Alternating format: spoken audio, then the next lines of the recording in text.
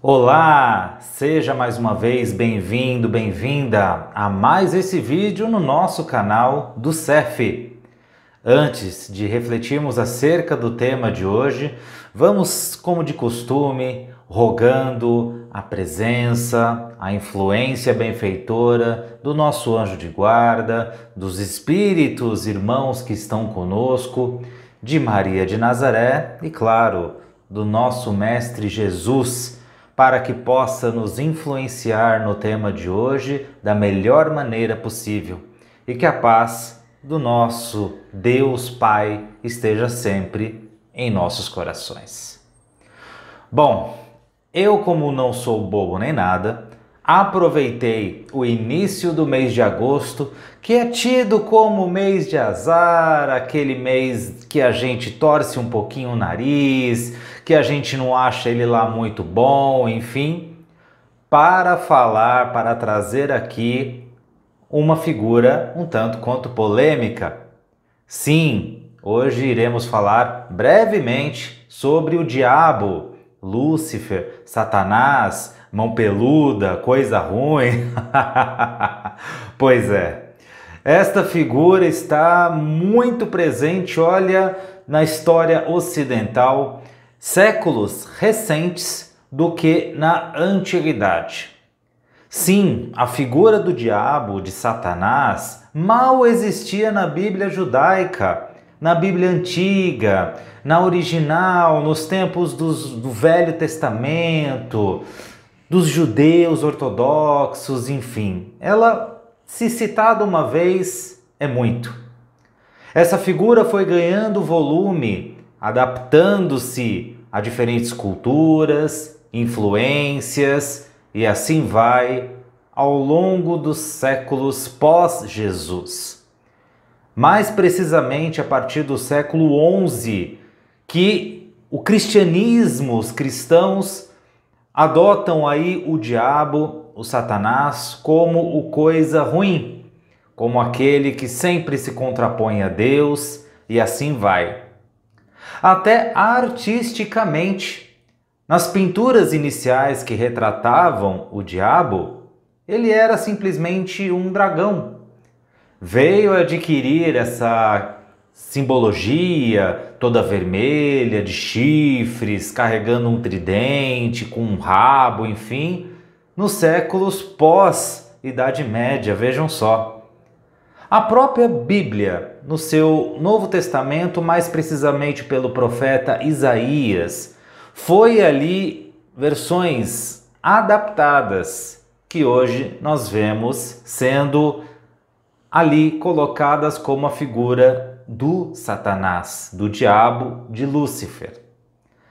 E é muito interessante porque esse personagem, ele é uma demonstração de como a mixigenação de várias culturas, até a sobreposição de uma cultura sobre a outra, pode influenciar a figura que hoje, no século XXI, se apresenta para nós.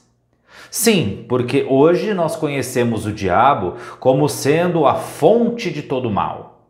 Aquele que vive através do seu exército de demônios a nos tentar, para que possamos ceder assim ao mal e cometermos cada vez mais pecados.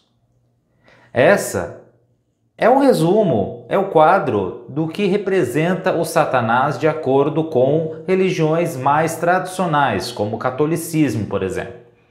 O diabo é sempre aquele que está à espreita, disfarçado nos vícios, entre os homens de mal, enfim, aquele que sempre controla aqueles que, em uma derrapada, acabam cedendo às influências do Satanás. Ufa, pois é.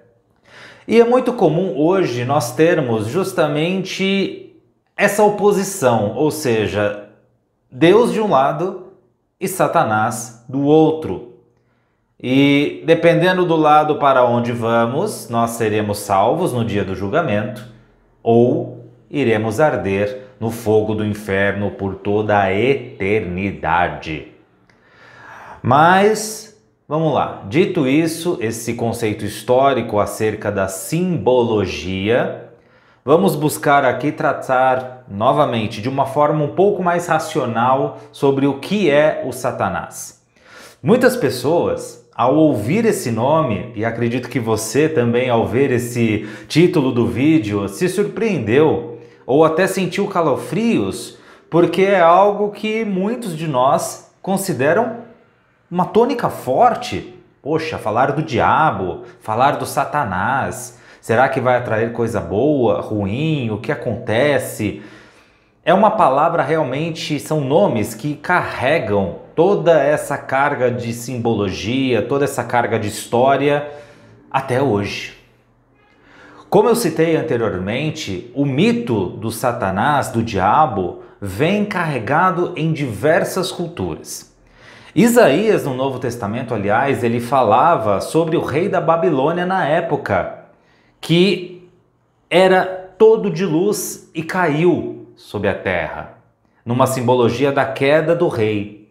Mas isso foi adaptado e interpretado para incorporar uma ideia primária de que o diabo, Lúcifer, vejam só, um nome que também foi ali associado à figura do coisa ruim, do Satanás, Lúcifer era a figura central dentro do panteão de Deus. Ou seja, Deus, depois de construir, de fazer o dia a partir da escuridão, ele fez os céus e ali estava o seu exército de anjos.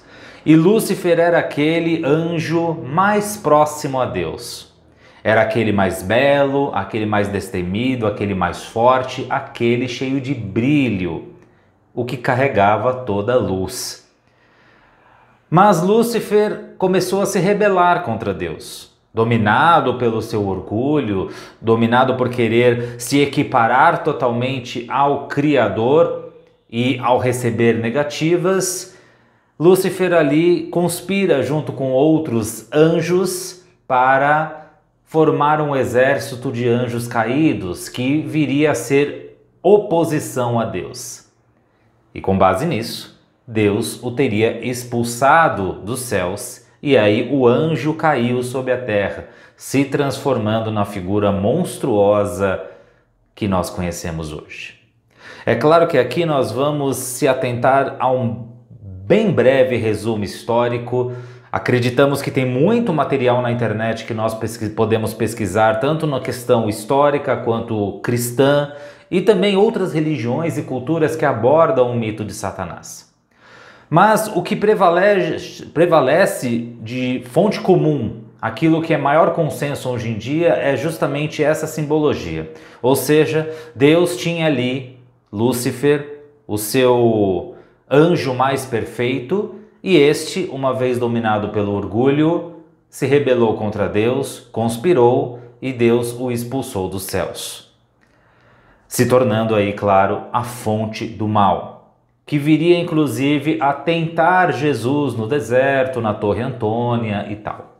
Mas vamos lá, racionalmente falando, se você acompanha aqui o nosso canal, você já sabe que o Espiritismo tem forte fundamento na ideia de evolução. Muitos acreditam que através da reencarnação nós já fomos, por exemplo, animais como formigas, como cachorros, como gatos e etc. E ainda assim, vejam só, uma dúvida se nós voltaremos a ser animais no futuro. Mas a ideia de evolução, ela pondera de que uma vez que um passo é dado, não há retorno. Ou seja, não há uma ideia retroativa de que nós iremos retornar ao ponto em que viemos. Uma vez animais e agora homens, não há como nós voltarmos a sermos animais. E fica fácil da gente entender esse conceito quando a gente faz uma analogia com uma criança numa escola. Uma vez que ela se forma na primeira série, ela vai para a segunda, se forma e vai para a terceira, ou seja, uma vez formada, não há lógica dela voltar para a primeira série e reaprender ou revisitar aquilo que ela já aprendeu e que ela provou por meio de avaliações que aprendeu. Por quê? Porque há muito mais a aprender, há toda uma vida, há toda uma profissão a ser aprendida. E qual o sentido de retornar para a primeira série, o prézinho e etc.? O mesmo ocorre com a nossa evolução espiritual.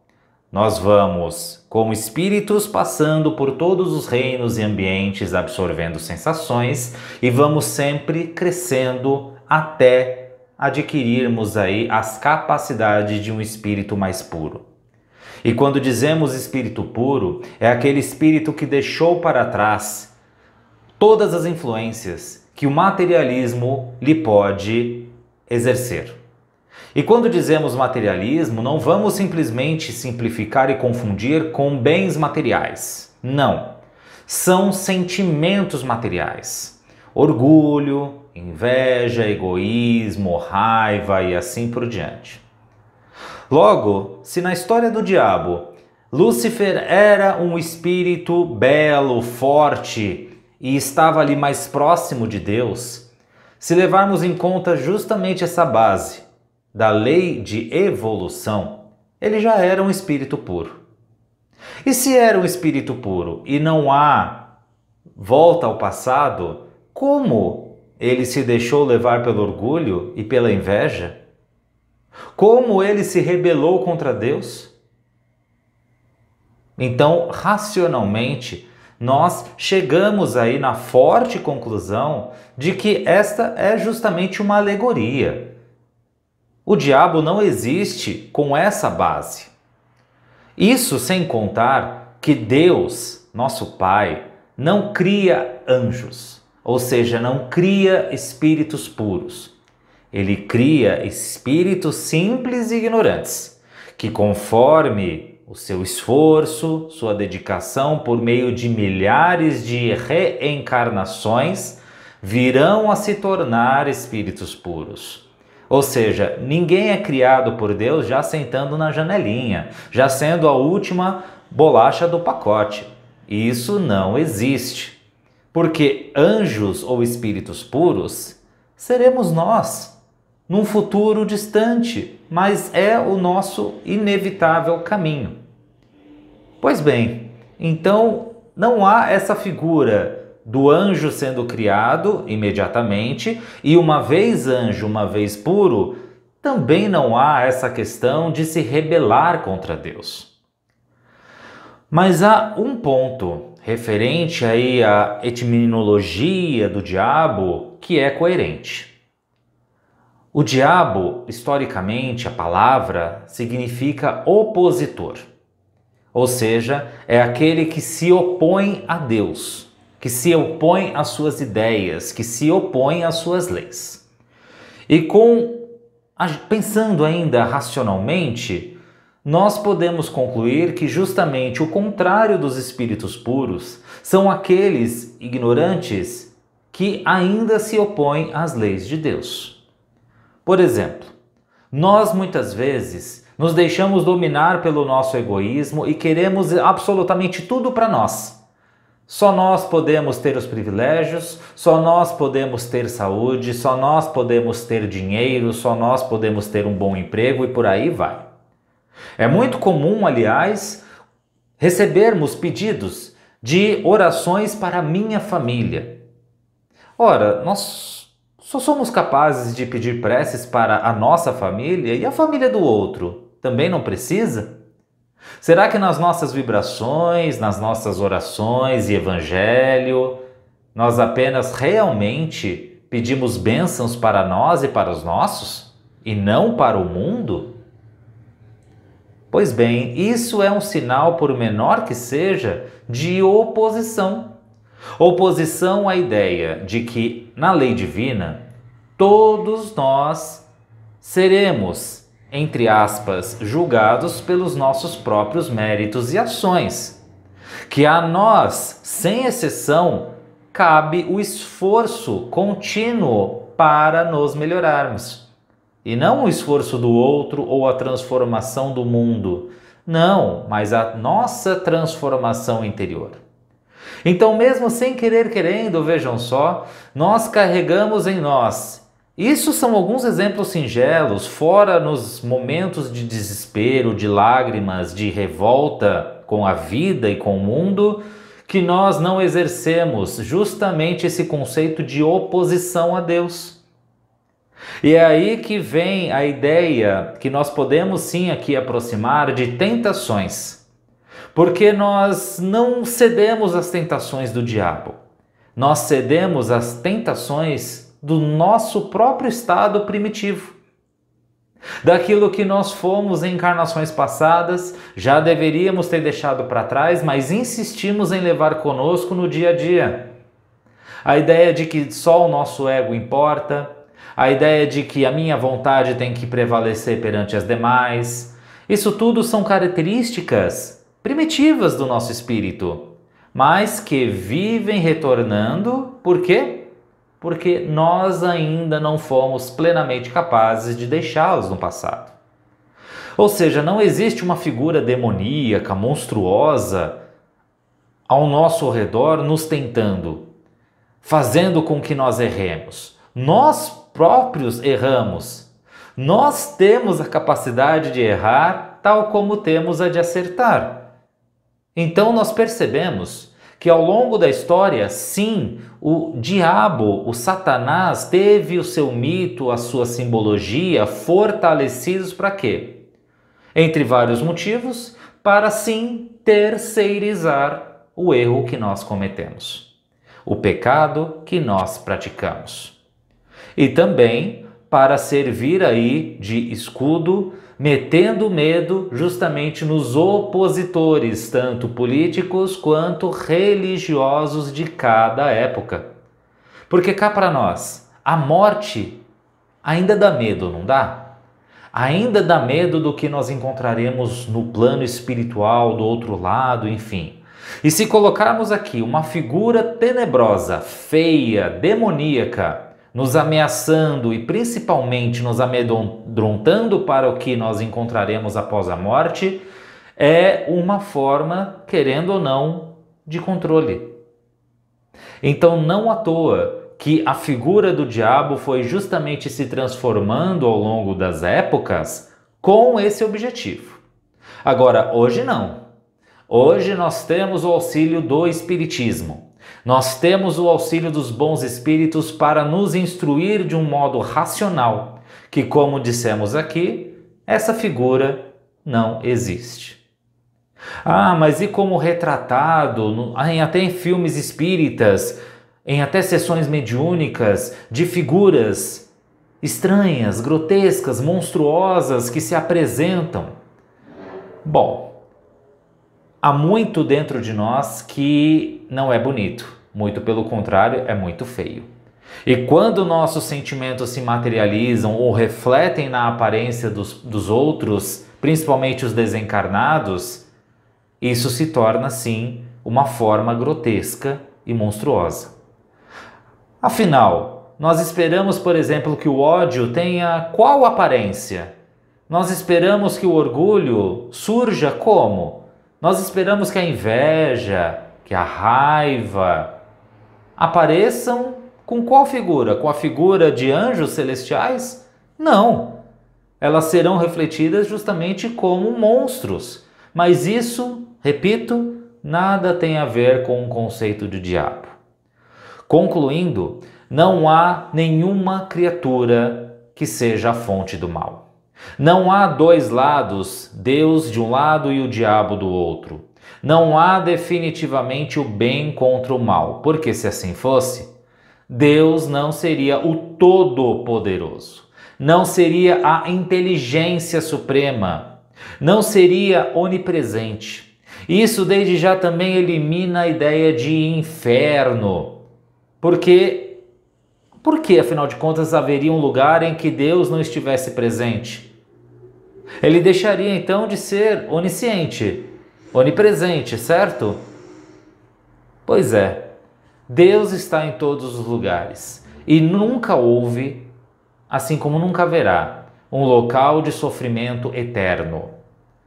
O problema é que nós valorizamos tanto os nossos problemas e aflições que parece uma eternidade de tempo para elas passarem.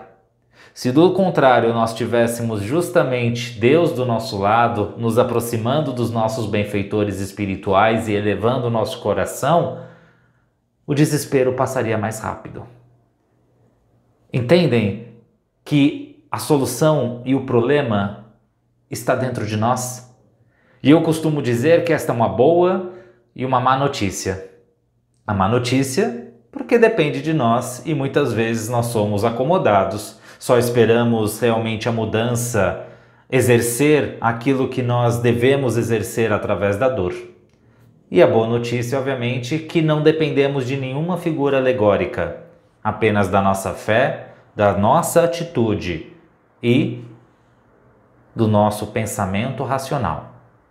Como é bom viver pós-espiritismo, porque nós temos justamente essas elucidações. E agora, na era da informação abundante que nos rodeia, nós temos aí o total livre-arbítrio de correr atrás dessas histórias, de pontos culturais que ficaram no passado e assim cada vez mais desbravarmos aquilo que até então chegava para a gente como um mito, como mitologia, como algo sobrenatural, como algo realmente na casa do fenômeno. Mas não, agora nós já temos os instrumentos justamente para levantar todos os véus que até então o mundo se cobriu. Talvez para privilegiar alguns em detrimento de muitos, mas agora realmente não há mais desculpa. Então, da próxima vez que ouvir falar do diabo, de Satanás, não se incomode. Sempre é Jesus que nos envolve, independente de onde nós estejamos, e Deus que é um só. E o exército de Deus não existe. Existem as suas criações, que pouco a pouco, crescendo e atuando em prol do bem e do amor, chegarão a Deus. E uma vez próximos a Deus, nunca mais iremos olhar para trás, senão para ajudar aqueles que estão tropeçando no caminho. Ufa! Depois dessa ligeira reflexão, bem breve, como eu disse, vamos às nossas vibrações. Então convido a todos a fecharmos os nossos olhos e tranquilos, nós vamos nesse instante, mentalizando que Jesus envolve com toda a sua luz o planeta Terra e toca os corações daqueles que hoje estão aflitos, que hoje estão em desespero, principalmente aqueles povos que se veem envolvidos em conflitos, em catástrofes.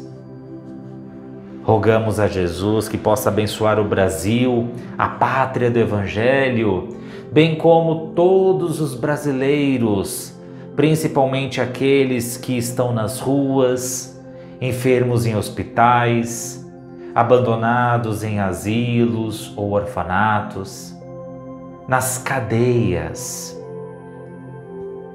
Rogamos que Jesus possa igualmente envolver os lares da terra, tocando os corações daqueles que convivem em família. Vibramos pela nossa própria casa, mentalizando Jesus ali presente conosco. Vibramos ainda pelo CEF, por todas as casas espíritas, por todas as igrejas, templos e demais religiões, bem como aquela pessoa em especial na qual ocupa a maior parte dos nossos pensamentos. Vamos assim pedindo licença à espiritualidade para vibrar por nós mesmos, para que sejamos merecedores da boa vontade divina e de toda a luz que os benfeitores espirituais oferecem a nós. E assim nós mentalizamos que ao nosso redor está Jesus com toda a sua luz, com toda a sua paz, impondo as suas mãos para nos dar um passe, derramando sobre o nosso corpo todos os elementos, as energias e o seu magnetismo benfeitor para revigorar o nosso físico. Que possamos nesse instante confiar em Jesus como nosso irmão e abrirmos o nosso coração para que Ele também deposite em nós a sua energia e toque os nossos profundos sentimentos.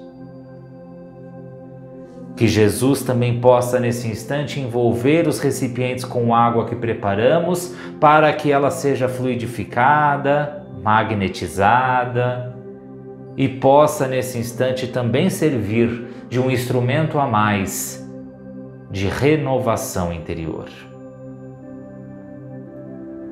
E agradecendo assim a espiritualidade por mais este momento, nós elevamos o nosso pensamento ao Mestre Jesus, rogando juntos, graças a Deus.